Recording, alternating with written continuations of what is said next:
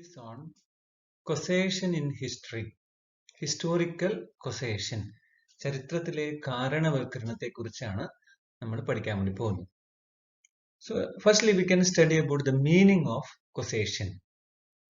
Study of history means study of causes. Or causation means the assumption that every historical events happened because of some causes.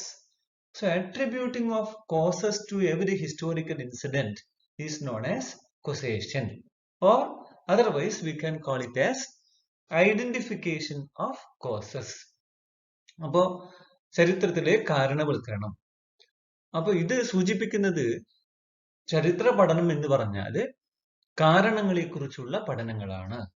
അല്ലെങ്കിൽ ഓരോ ചരിത്ര സംഭവങ്ങളും ചില കാരണങ്ങളാൽ സംഭവിക്കുന്നു എന്ന അനുമാനത്തെയാണ് കാരണവൽക്കരണം എന്ന് പറയുന്നത്.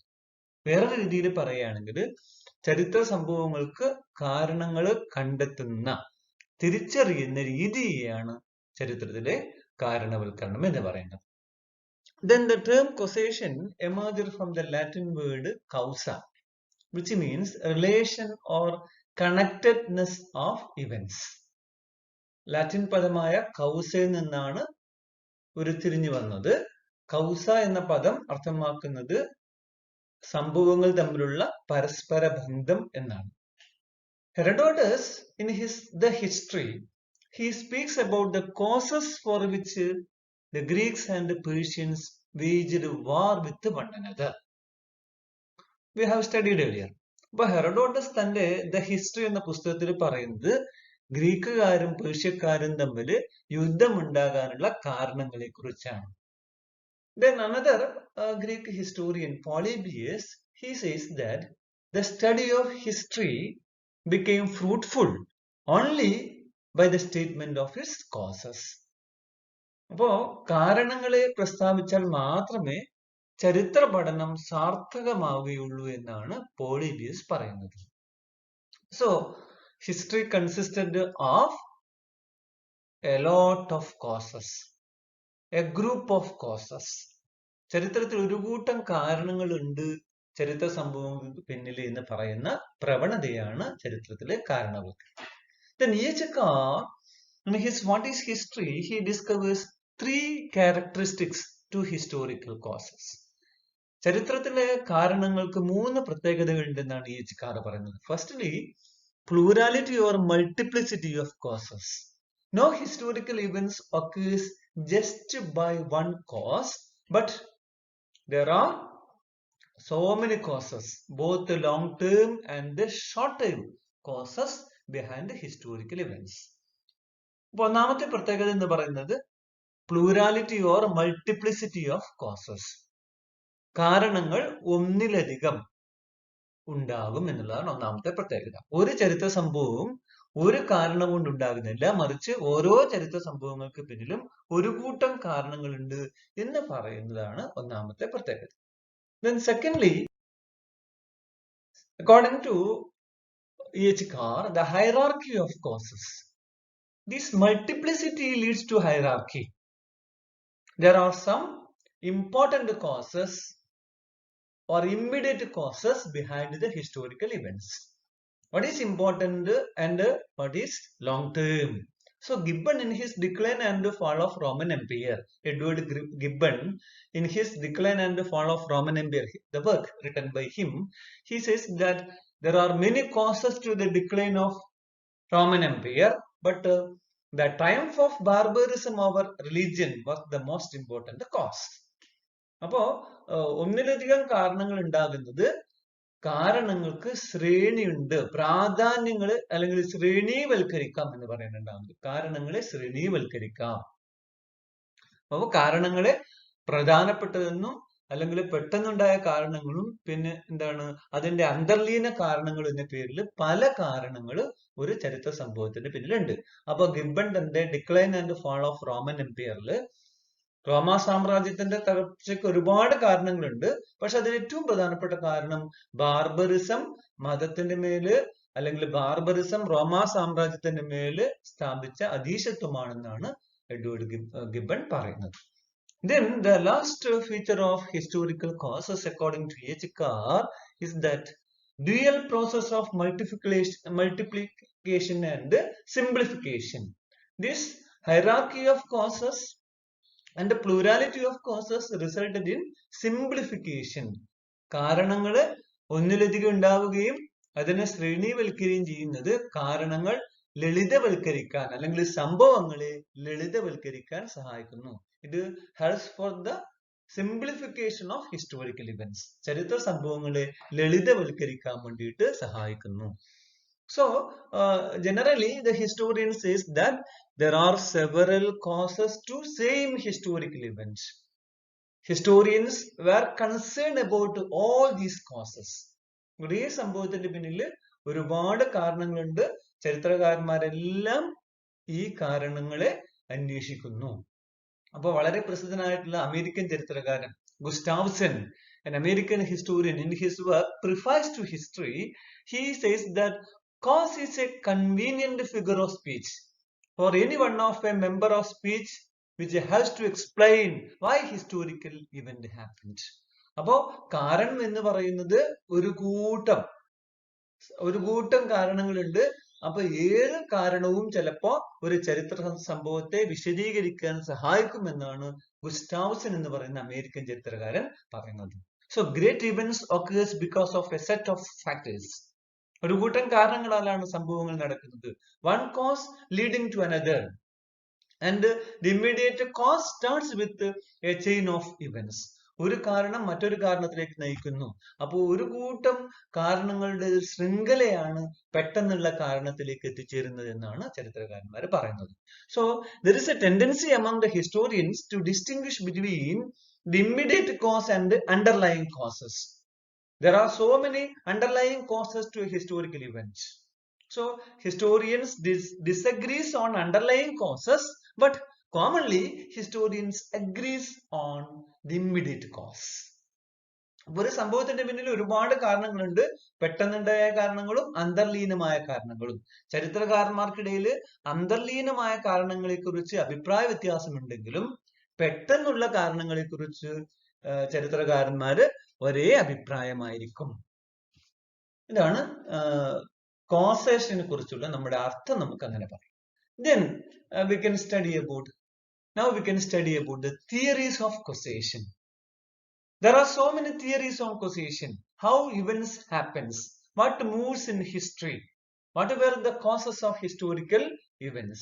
So there are so many causes, so many theories, like the theory on the role of God, the human factors, great man theory, national character, etc. So firstly, we can study about the theory of divine will. So this theory of divine will says that providence or fate or God directs the course of history. Destiny or fate decided the future of individuals. God or supernatural element great role in historical events. അപ്പോ theory of divine will, അഭൗമ ശക്തികളുടെ സ്വാധീനം അല്ലെങ്കിൽ ദൈവത്തിന്റെ സ്വാധീനം എന്ന സിദ്ധാന്തം. അപ്പൊ സംഭവങ്ങൾക്ക് പിന്നിൽ ദൈവമാണ്, അഭൗമ ശക്തികളാണ് പ്രവർത്തിക്കുന്നത്, അല്ലെങ്കിൽ വിധിയാണ്, അല്ലെങ്കിൽ ചരിത്രത്തിന്റെ മുന്നോട്ടുള്ള പ്രയാണത്തെ തീരുമാനിക്കുന്നത് ദൈവമാണ് എന്നുള്ള വിശ്വാസം അല്ലെങ്കിൽ സിദ്ധാന്തത്തെയാണ് തിയറി ഓഫ് ഡിവൈൻ വിൽ, അല്ലെങ്കിൽ ദൈവം സംഭവങ്ങളെ സൃഷ്ടിക്കുന്നു എന്ന സിദ്ധാന്തം. The ancient Greeks, Romans, Egyptians, etc. believed in this theory. So ancient period generally believed in this theory. പുരാതന കാലഘട്ടത്തിൽ ഈ സിദ്ധാന്തത്തിൽ വിശ്വാസം അർപ്പിച്ചിരുന്നു. But modern period, beginning from Hegel, Comte and others, rejected this theory of divine will, and they argue that human emotions were the chief motivating factor of history. ചരിത്രത്തിലെ ചാലക ശക്തി എന്ന് പറയുന്നത് മനുഷ്യന്റെ ഉണർവുകളാണ്, അല്ലാതെ അഭൗമ ശക്തികളല്ല എന്നാണ് ഹെഗലും കോംറ്റിയും ഒക്കെ പറയുന്നത്. Karl Marx had made materialistic interpretation of history. Karl Marx ചരിത്രത്തെ ഭൗതികമായിട്ട് വ്യാഖ്യാനം ചെയ്യാൻ വേണ്ടിയിട്ട് മുന്നോട്ട് വന്നു. അതുപോലെ Leopold von Ranke He says that divine will theory ignores human aspects in history. ചരിത്രത്തിലെ മാനവിക ആശയങ്ങളെ തള്ളിക്കളയുന്നതാണ് ഈ ദൈവ സിദ്ധാന്തം എന്നാണ് റാങ്കെ പറയുന്നത്. അപ്പൊ ഒന്നാമത്തെ theory of divine will.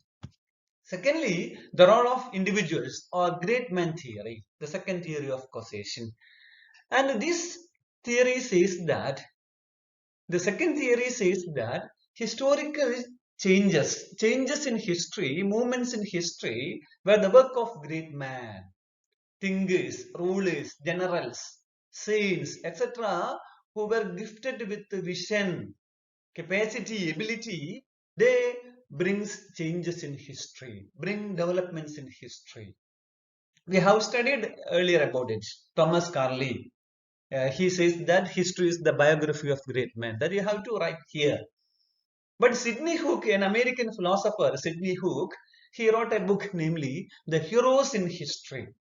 In that book, Sidney Hook says that there were two types of heroes, namely eventful man and event making man.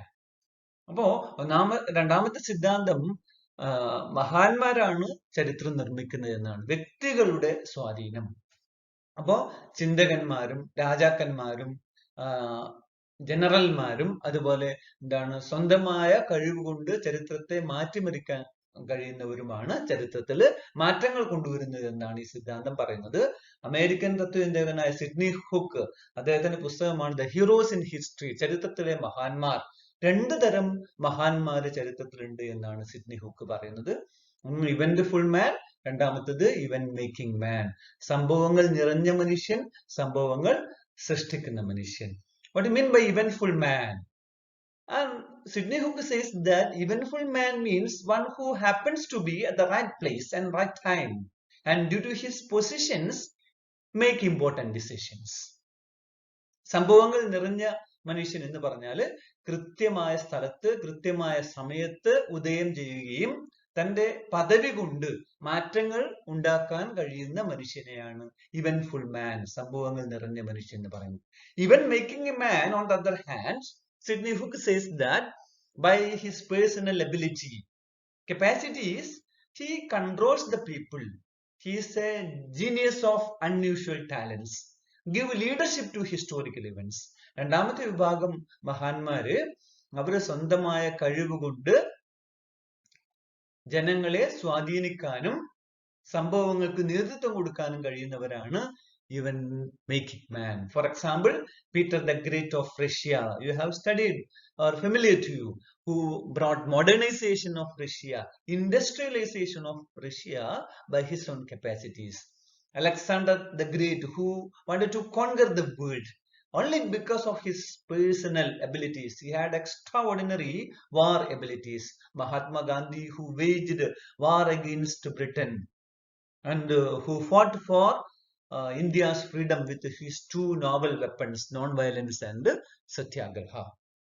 അപ്പോ അതാണ് സംഭവങ്ങൾ സൃഷ്ടിക്കുന്ന മനുഷ്യൻ, സ്വന്തമായ കഴിവുകൊണ്ട് ചരിത്ര സംഭവങ്ങൾക്ക് നേതൃത്വം കൊടുക്കാൻ വേണ്ടി കഴിയുന്നവരെയാണ് ഇവന്റ് മേക്കിംഗ് മാൻ, സംഭവങ്ങൾ സൃഷ്ടിക്കുന്ന മനുഷ്യൻ എന്ന് പറയുന്നത്. ഇനി അടുത്ത theory, next causation theory is that of national character and institutions. ദേശീയ സ്വഭാവവും സ്ഥാപനങ്ങളുമാണ് ചരിത്ര സംഭവങ്ങളെ സൃഷ്ടിക്കുന്നത് എന്നാണ്. So from this theory is famous from the period of Hegel. German ചരിത്രകാരനായ തത്വചിന്തകനായ ഹെഗലിന്റെ കാലഘട്ടം മുതൽക്കാണ് ഇത് പ്രസിദ്ധി ആർജിക്കുന്നത്. Hegel says that human emotions had a great role in bringing changes in history or motivating factor in history. ചരിത്രത്തിലെ പ്രധാനപ്പെട്ട ചാലക ശക്തി എന്ന് പറയുന്നത് മനുഷ്യന്റെ ഉണർവുകളാണ് എന്നാണ് ഹെഗൽ പറയുന്നത്. Karl Marx, on the other hand, he had introduced the materialistic interpretation of history, and he says that class determined the power structure. The class determined the power structure according to Karl Marx. അപ്പൊ Karl Marx പറയുന്നത് അദ്ദേഹത്തിന്റെ സാമ്പത്തികമായ വിശകലനത്തിൽ Karl Marx പറയുന്നത് വർഗമാണ് എപ്പോഴും സമൂഹത്തിന്റെ ചാലകശക്തി, അല്ലെങ്കിൽ വർഗ സമരങ്ങളാണ് സമൂഹത്തിന്റെ ചാലകശക്തി. Then the greatest French philosopher Montesquieu, he says that geography and climate great influence in human history. മനുഷ്യ ചരിത്രത്തിൽ ഏറ്റവും അധികം സ്വാധീനം ചെലുത്തുന്നത് ഭൂമിശാസ്ത്രവും അതുപോലെ കാലാവസ്ഥയുമാണെന്നാണ് പ്രമുഖനായ ഫ്രഞ്ച് തത്വചിന്തകനായ മൊണ്ടസ്ക്യൂ പറയുന്നത്. He says that despotism that is suitable for a large state with hot climate. ഭൂവിസ്തൃതിയിലെ വലിയ രാജ്യങ്ങളും അതുപോലെ ചൂടുള്ള കാലാവസ്ഥയും ഏകാധിപത്യത്തിന് അനുയോജ്യമാണ് എന്നാണ് മൊണ്ടസ്ക്യൂ പറയുന്നത്. And mixed monarchy, in his version, mixed monarchy that is suitable for country with medium size and temperate climate. അപ്പൊ ഭൂപ്രകൃതിയിൽ അല്ലെങ്കിൽ ഭൂമിശാസ്ത്രപരമായിട്ട് തുല്യത കൈവരിക്കുകയും അതുപോലെ കാലാവസ്ഥ സമശീതോഷ്ണമാവുകയും ചെയ്യുന്ന രാജ്യങ്ങളിൽ നിയന്ത്രിത രാജവാഴ്ചയാണ് അനുയോജ്യം എന്നാണ് മൊണ്ടസ്ക്യൂ പറയുന്നത്. Then republican form of government that is suitable for country with a small size and cold climate. ചെറിയ ഭൂപ്രകൃതിയും അതുപോലെ തണുത്ത കാലാവസ്ഥയുമുള്ള പ്രദേശങ്ങളിൽ റിപ്പബ്ലിക്കൻ ഭരണവ്യവസ്ഥയാണ് കൂടുതൽ അനുയോജ്യം എന്നാണ് മൊണ്ടസ്ക്യൂ പറയുന്നത്. ഇതാണ് the theory of national character and institution. The next theory of causation is that of theory of repetition. So this theory says that history repeats itself. ചരിത്രം ആവർത്തിച്ചുകൊണ്ടിരിക്കുന്നു എന്നുള്ള സിദ്ധാന്തമാണ്. Ancient Greeks, Romans, Hindu tradition, etc. believed that path of human progress not straight, but it is cyclical. Thucydides, the greatest Greek historian, he was the first historian who made reference to the theory of historical cycle. അപ്പോൾ പ്രാചീന ഗ്രീക്കുകാര്, റോമാക്കാര്, ഇന്ത്യക്കാര് തുടങ്ങിയവര് ഈ ചാക്രിക സംക്രമണത്തിൽ വിശ്വസിച്ചിരുന്നവരാണ്. Greek തത്വചിന്തകനായ ട്യൂസിഡൈഡ്സ് ആണ് ആദ്യമായിട്ട് ഈ ചരിത്രത്തിലെ ചാക്രിക സിദ്ധാന്തത്തെ അനുകൂലിച്ചത്. But during the medieval period, with the influence of Christianity, this theory was rejected because Christianity believed that the incarnation of God in man, that is Jesus Christ, is an event that occurs once for all. അപ്പൊ മധ്യകാലഘട്ടത്തിലെ ക്രിസ്തുമതത്തിന്റെ വരവോടുകൂടി ഈ ചാക്രിക സിദ്ധാന്തത്തെ തള്ളിക്കളയുകയാണ്. കാരണം യേശുക്രിസ്തുവിന്റെ അവതാരം അത് ഒരിക്കൽ മാത്രമേ സംഭവിക്കുകയുള്ളൂ, വീണ്ടും ആവർത്തിക്കപ്പെടുന്നില്ല എന്നാണ് ക്രിസ്തുമതം വിശ്വസിക്കുന്നത്. But after Renaissance, again there was an attempt to revive this theory. Because during the Renaissance period tried to revive the contributions of Greco-Roman culture. So historians also tried to compare the rise and fall of empires like Assyria, Babylon, Persia, Rome, Britain, etc. as cycle. അപ്പൊ നവോത്ഥാന കാലഘട്ടത്തിൽ വീണ്ടും ചാക്രിക സിദ്ധാന്തത്തെ പുനരാവിഷ്കരിക്കാൻ വേണ്ടിയിട്ട് ശ്രമിച്ചു.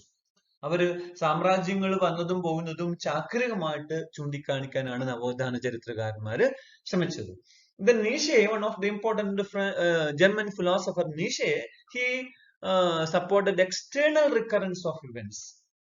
സംഭവങ്ങൾ ബാഹികമായി ചില ആശയങ്ങൾ ആവർത്തിച്ചുകൊണ്ടിരിക്കുന്നു എന്നാണ് നീഷെ പറഞ്ഞത്. Then this theory got great support from two famous scholars like Arnold Joseph Toynbee and Oswald Spengler. They approached history as cultural systems.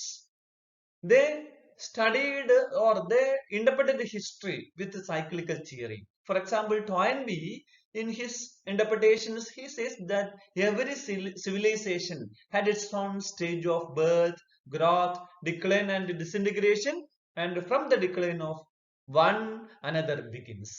അപ്പോ ആധുനിക കാലഘട്ടത്തിൽ ചാക്രിക സിദ്ധാന്തത്തിന്റെ ഏറ്റവും പ്രധാനപ്പെട്ട വക്താക്കളാണ് അർണോൾഡ് ജോസഫ് ടോയൻബിയും അതുപോലെ ഓസ്വാൾഡ് സ്പെംഗ്ലർ.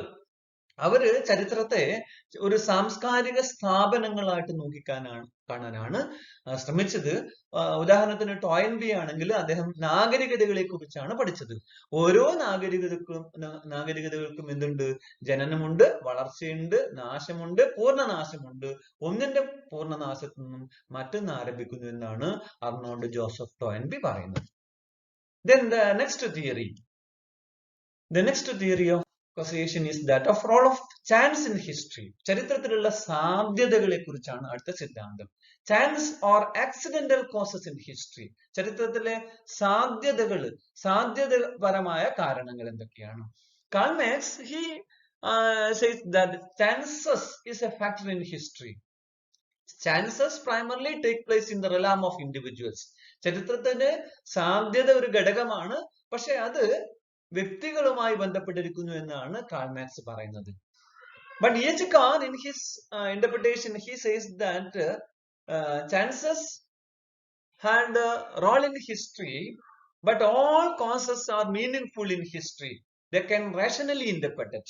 പക്ഷേ E.H. Kahn പറയുന്നത് സാധ്യതകൾക്ക് ചരിത്രത്തിൽ സ്ഥാനമുണ്ടെങ്കിലും എല്ലാ കാരണങ്ങൾക്കും ചരിത്രത്തിൽ അർത്ഥവത്താണ്. അവ യുക്തിപരമായിട്ട് വ്യാഖ്യാനം ചെയ്യുകയാണെങ്കിൽ എല്ലാ കാരണങ്ങളും അർത്ഥവത്താണ് എന്നാണ് E.H. Kahn പറയുന്നത്. Then another theory argument emerged with the theory of role of chance is that of Cleopatra's nose theory. And this theory speaks about the related possibility of chance in history. അപ്പൊ ഈ സാധ്യതാ സിദ്ധാന്തവുമായി ബന്ധപ്പെട്ട് വളർന്നു വന്ന മറ്റൊരു ആശയമാണ് ക്ലിയോപാട്രാസ് nose theory. ക്ലിയോപാട്രയുടെ മൂക്ക് സിദ്ധാന്തം എന്ന് പറയും. എന്താണിത്? അതായത് ക്ലിയോപാട്ര എന്ന് പറയുന്ന സുന്ദരിയായ ഈജിപ്ഷ്യൻ രാജ്ഞി, അവരുടെ സൗന്ദര്യം ഇല്ലായിരുന്നെങ്കിൽ ചിലപ്പോ യൂറോപ്പിന്റെയും ആഫ്രിക്കയുടെയും ചരിത്രം മറ്റൊന്നാകുമായിരുന്നു. അവർക്ക് വേണ്ടിയിട്ടാണ് പലപ്പോഴും സീസർമാരും അതുപോലെ റോമിലെ ജനറൽമാരും ഈജിപ്തും മറ്റു രാജ്യങ്ങളും പിടിച്ചെടുക്കാൻ വേണ്ടി മുന്നോട്ട് വന്നത്. The love of Cleopatra. Cleopatra എന്ന് പറയുന്ന രാജ്ഞിക്ക് വേണ്ടിയിട്ടാണ് അവർ പല യുദ്ധങ്ങളും നടത്തിയത്. So the discovery of America, another example is that of discovery of America. It was dependent upon Henry VIII, his personal interest. Why Reformation started in England? Because he wanted to divorce his first wife Catherine, and he wanted to he wanted to marry Anne Boleyn, but the church against it, stood against it. So he abdicated, he boycotted the church. He had formed a new church, namely Anglican Church, and he married Anne Boleyn. And for spreading Anglicanism, he sent his representatives to America.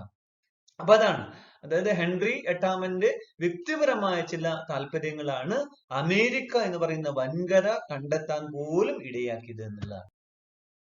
Then the next theory is that of the concept of progress. പുരോഗതി എന്ന് പറയുന്ന കാഴ്ചപ്പാട്. The progress is different things to different people in different times. പുരോഗതി എന്ന് പറയുന്നത് വിവിധ ജനങ്ങൾ വിവിധ കാലഘട്ടത്തിൽ വ്യത്യസ്തമാണ്. It changes in terms of value, movements in a useful direction. അപ്പൊ പുരോഗതി എന്ന് പറഞ്ഞാൽ എന്താണ്? പ്രസ്ഥാനങ്ങളും മൂല്യങ്ങളും ശരിയായ ദിശയിൽ മുന്നോട്ട് പോവുക എന്നുള്ളതാണ്. The Greeks equated progress with improvement in reason. For the Greeks, progress means improvement in reason. ഗ്രീക്കുകാർക്ക് പുരോഗതി എന്ന് പറഞ്ഞാൽ യുക്തിയുടെ വളർച്ചയാണെങ്കിൽ, for the Romans, progress means empire building. റോമാക്കാർക്ക് പുരോഗതി എന്ന് പറയുന്നത് സാമ്രാജ്യ സ്ഥാപനമാണ്. For Christianity equated progress with divine benevolence. ദൈവികമായ ആശീർവാദം ലഭിക്കുന്നതാണ് പുരോഗതി എന്നാണ് ക്രിസ്തുമതം വിശ്വസിച്ചിരുന്നത്. And India and China, progress means getting an ideal form. ഇന്ത്യയിലും ചൈനയിലും പുരോഗതി എന്ന് പറഞ്ഞാൽ ഒരു ആദർശപരമായ രീതിയിൽ എത്തിച്ചേരുക എന്നുള്ളതാണ്. 18th and 19th century for the Darwinists, Charles Darwin and his supporters, progress is in an evolutionary process. പരിണാമപരമായിട്ട് മാത്രമേ പുരോഗതി ഉണ്ടാവുക എന്നാണ് ചാൾസ് ഡാർവിൻ പറയുന്നത്. And for the Marxist, progress is due to class struggle and it moves towards socialist setup. മാർക്സിയന്മാരെ സംബന്ധിച്ചിടത്തോളം പുരോഗതി എന്ന് പറയുന്നത് വർഗസമരവും അതൊരു socialist സമ്പ്രദായത്തിലേക്കുള്ള എത്തിച്ചേരലുമാണ്. And for Vico, G.M. Battista Vico, the Italian philosopher, progress means advancement of man from primitive to civilized life. മനുഷ്യന്റെ പ്രാകൃത ജീവിതത്തിൽ നിന്നും ആധുനിക ജീവിതത്തിലേക്ക്, സാംസ്കാരിക ജീവിതത്തിലേക്കുള്ള മാറ്റമാണ് പുരോഗതി എന്നാണ് വിക്കോ പറയുന്നതെങ്കിൽ, Toynbee says that progress means creative response of a culture to challenges. വെല്ലുവിളികളോടുള്ള സംസ്കാരങ്ങളുടെ പ്രതികരണമാണ് പുരോഗതി എന്നാണ് അർണോൾഡ്